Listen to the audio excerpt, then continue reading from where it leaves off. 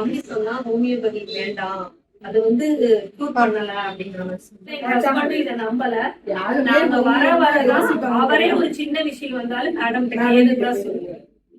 மெயினா இவங்க ஹஸ்பண்ட் நம்பல. இவர் நம்பாத போது எனக்கே ஒரு பயமாயிடுச்சு அப்படின்னு சொல்றாரு. மேடமோட ரிவ்யூ எல்லாம் எடுத்து அவருக்கு அனுப்பிச்சு, இவ தூங்கினாலோ இல்லையோ அவ பையனுக்கு சரியா போற ஒரு வாரமா எனக்கு அதேதான்.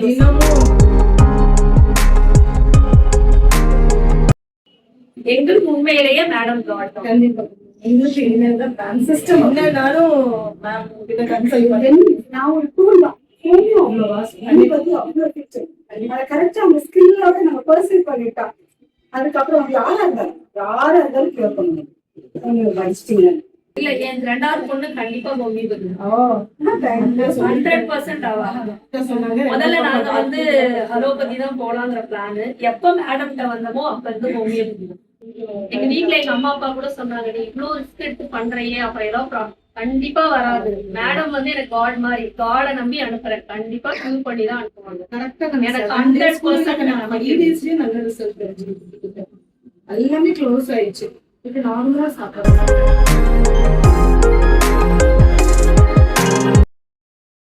ப்ரீவியஸ் அக்டோபர் வந்து என்னோட பையன் வந்து 6 years ஓடுனா எனக்கு ஸ்நான கட்டாயிருந்தது. பூரா இப்படி ஓப்பன் பண்ணா ஃபுல்லா புண்ணா இருக்கும். இங்க பூரா புண்ணா இருக்கும், இங்க புண்ணு பயிர் பூரா புண்ணா இருக்கும். 1.5 months சாப்பிடவே இல்லை. லிக்விட்ஸ் வெறும் நெய் சாதம் அந்த மாதிரி ரொம்ப கஷ்டப்பட்டு அழுதுதான் சாப்பிட்டான். அந்த டைம்ல எங்களுக்கு அங்க வந்து இந்த ஃபெசிலிட்டிஸ் இல்லை. நான் இருக்கிறது மன்னார்குடி தஞ்சாவூர் சைடு. எங்களுக்கு அங்க இந்த ஹோமியோ ஃபெசிலிட்டிஸ் இல்லை. நான் வந்து அலோபதி போனேன். ஒரு 5 days வந்து ஹாஸ்பிட்டல் வந்து 24 hours ட்ரிப்ஸ் ஆயிடுச்சு. 24 hours ட்ரிப்ஸ் ஆயிடுச்சு. ஒரு 4 days நல்லாயிட்டான். திருப்பி ஒரு 6 months நல்லா இருந்தாங்கன்னா ரிப்பீட் மே மந்த் வந்து ரிப்பீட் ஆயிடுச்சு. மேல இருந்து ப்ரீவியஸ் வீக்லயே ரொம்ப கஷ்டப்பட்டாங்கன்னா மந்த்லி 5 days தான் வாயில புண்ணு இல்லாம இருக்கும். 4 டாக்டர்ஸ் நான் சேஞ்ச் பண்ணியாச்சு. ஃபைனலா சரி நம்ம கோயம்புத்தூர்லயே காட்டிடலாம்னு சொல்லிட்டு இங்க வந்து 2 டாக்டர் கன்சல்ட் பண்ணேன். ஸ்கிராப் டெஸ்ட் இருக்குன்னு சொல்லிட்டாங்க. மேம் வந்து பாருங்க கரெக்டா 7 daysக்குன்னா இப்போ வாயில ஒரு புண்ணு இல்லை. எங்களுக்கு ரொம்ப ஹாப்பி, ரொம்ப ஹாப்பி. கிட்ட அவ்வளோ தேங்க் பண்ணேன். மேடம் வந்து 2 மாசத்துல அந்த கண் கட்டி இருந்த இடம் தெரியாம போயிட்டாங்க. அதுக்கப்புறம் வரவும் இல்லை. அதே மாதிரி என் சின்ன பொண்ணு கிட்டத்தட்ட 1 year இருந்துட்டு இருக்கான். எதுக்காக இரும்பறானே தெரியல. எவ்வளவோ ஹாஸ்பிட்டல் போயிடும், மூணே பண்ண முடியல. மேடம்கிட்ட வந்து 3 மாசம் தான். அதுக்கப்புறம் அவளுக்கு இருமலுங்கிற வார்த்தையே இல்லை. அவ 1 வருஷமா தூங்கல. போன வருஷம் தீபாவளியே நாங்க கொண்டாடுறோம். அவளோட இருமலுக்காக நாங்க தீபாவளியே கொண்டாடுறோம். அதே மாதிரி பெரிய பாப்பாக்கு அடிக்கடி மூக்குல இருந்து பிளட் வரும்.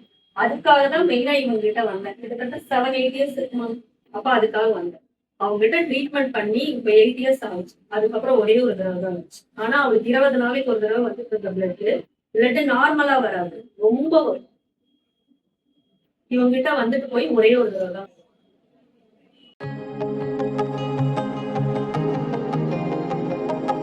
மேல காது கேட்காது இல்லையா, தூக்கம் வந்துடும்.